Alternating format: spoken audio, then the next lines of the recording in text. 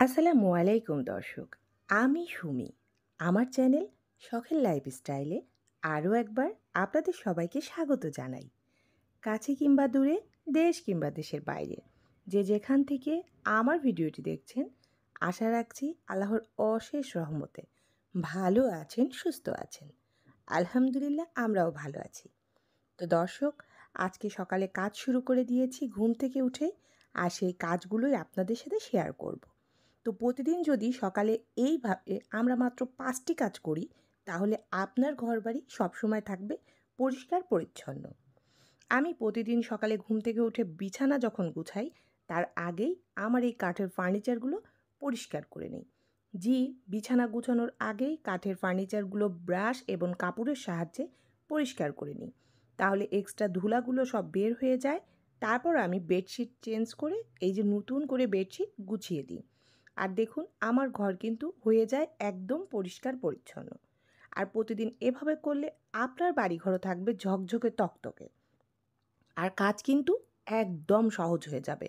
প্রতিদিন করার কারণে নোংরা হবে না বেশি, অল্প সময়ে আপনি পরিষ্কার করে ফেলতে পারবেন। এটা হলো 1 নাম্বার কাজ, ময়লা পরিষ্কার করা। দ্বিতীয় কাজ, সুন্দর করে বিছানার বেডশিট চেঞ্জ করে বিছানা গুছিয়ে নেওয়া। এবার দেখুন তৃতীয় কাজ। তৃতীয় কাজ, আমি সোফাগুলো ঝেড়ে নিয়েছি, সেগুলো আপনাদের সাথে শেয়ার করে নিই। এখন চতুর্থ কাজ দেখাচ্ছি। সোফা ঝাড়ার পর যে নোংরা পড়েছে, আমি সেই কার্পেটটা একটু পরিষ্কার করে নিচ্ছি। এই যে এরকম একটু ব্রাশের সাহায্যে হাত দিয়ে হালকা হাতে এইভাবে পরিষ্কার করলে চুল ময়লা সবই বের হয়ে যায়, আর কার্পেট থাকে ঝকঝকে। এখন যেহেতু সব ধুলাবালি বের করে নিয়েছি, এখন আমি ঘরগুলো ঝাড়ু দিয়ে নেব। জি, ঘরগুলো কিন্তু অবশ্যই ঝাড়ু দিতে হবে। আর এই হলো আমার চতুর্থ কাজ। তা আমি কিন্তু এইভাবেই প্রতিনিয়ত কাজ করে থাকি। আর পঞ্চম কাজটি হবে অবশ্যই ঘর মোছা। সেটা তো আমরা সবাই জানি।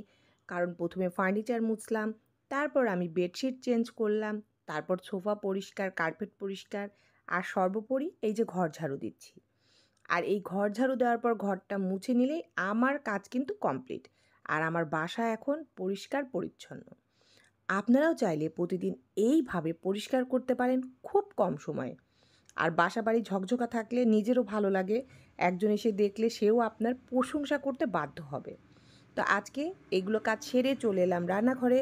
আপনাদের ভাইয়া বাজার করে নিয়ে এসেছে রুই মাছ, নিয়ে এসেছে ইলিশ মাছ। এখানে 3টা ইলিশ মাছ আছে আর একটি রুই মাছ আছে। তা আমি তো এগুলো একেবারে সব রান্না করে খাই না, আমরা তো সবাই ভাগ ভাগ করে উঠিয়ে রাখি।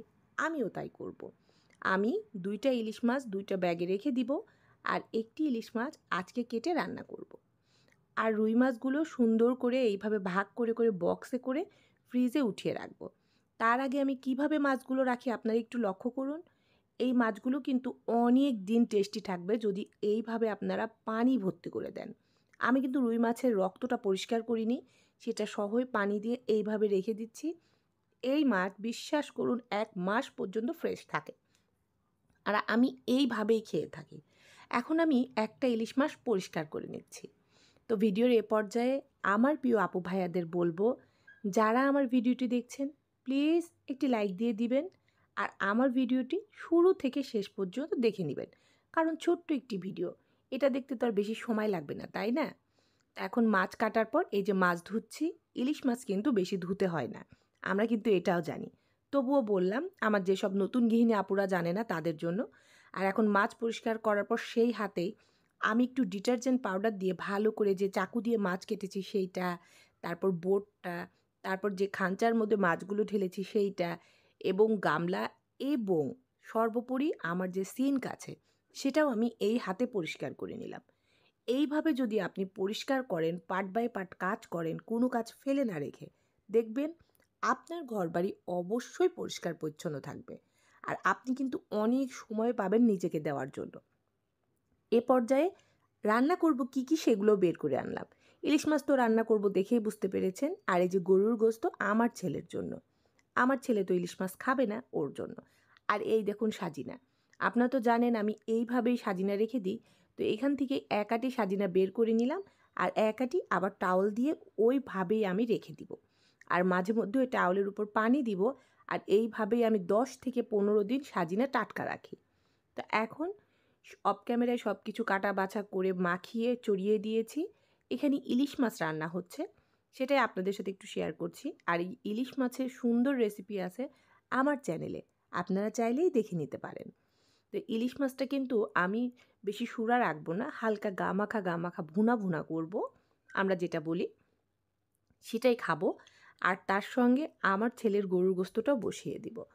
আর এই পর্যায়ে আমার প্রিয় আপু ভাইয়াদের বলবো, অনেক সময় ভিডিওটিতে নয়েজ আসে, প্লিজ সেই শব্দগুলোকে ইগনোর করবেন। আর আমার ভিডিওটি একটু ভালোবাসা দিয়ে দেখে নেবেন। আর অনেক সময় অনেক কাজ করি যা আমার অনেক আপু ভাইয়াদের পছন্দ হয় না বা কথা বলি, তো এগুলো একটু ক্ষমাসুন্দর দৃষ্টিতে দেখবেন। আর আপনাদের নিজের আপন কেউ মনে করে আমাকে মাফ করে দিবেন। তো এখন দেখতেই পেলেন গরুর গোস্তও হচ্ছে, আর এই যে সাজিনা সেটাও আমি মাখিয়ে বসিয়ে দিয়েছি। তো এটাই ছিল আজকের দুপুরে আমাদের খাবার। তা আমি সুমি এখন বিদায় নিয়ে নিচ্ছি। আল্লাহ হাফেজ। আসসালামু আলাইকুম।